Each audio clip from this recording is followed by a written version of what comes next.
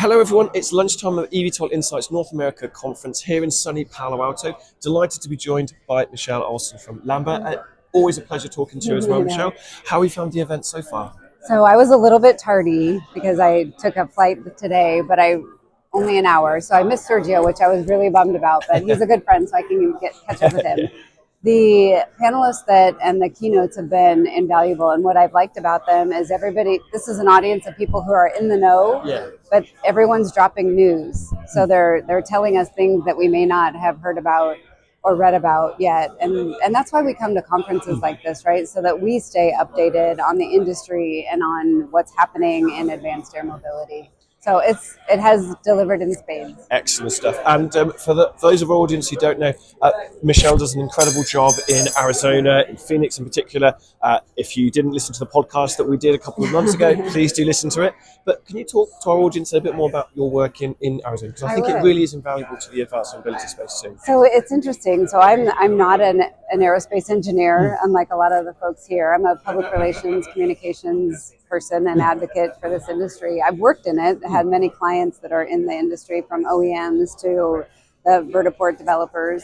And what we're doing in Arizona, I think, is just my mission is to corral all of the good aerospace defense technology that's happening there under an umbrella that includes advanced air mobility, so that our government leaders know about it, so that the communities around it support it, so economic development folks understand and can get out there and sell it to the world too, because Arizona is a phenomenal place. I mean, the weather most of the time is really great. We're having our first 100-degree day today. Oh, wow. For 2025, so that's what we're looking forward to.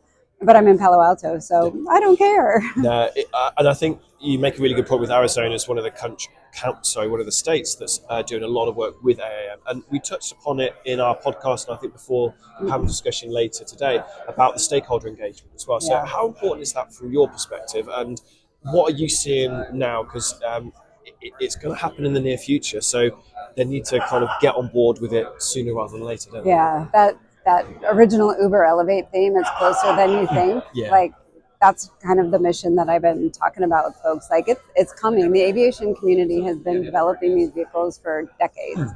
They're coming. The ground doesn't know about it in a lot of places, and that was what I was trying to do in Arizona, was just help most people that are at a leadership level that can make changes understand what's coming.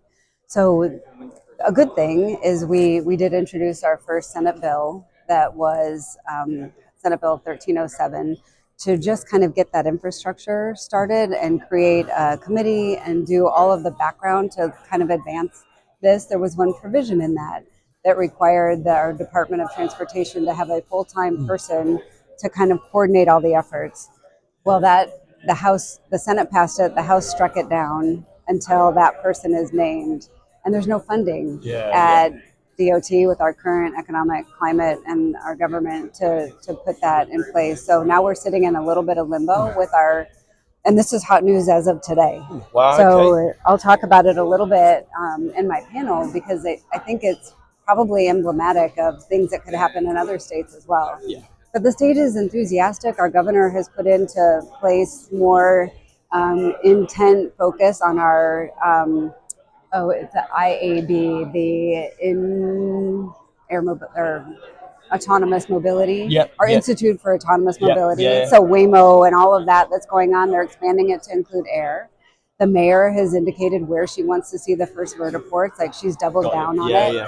So Arizona's moving. Phoenix and Maricopa County and our governor, they're all moving forward. We just have to try to get some regulation or some policy passed to make it easier. Excellent. Well, it seems like there's a lot going on in the state as well. So, Michelle, thank you so much for joining us, as always. Thank you. Pleasure. Thanks for having me, Jason. Thank you. Fun.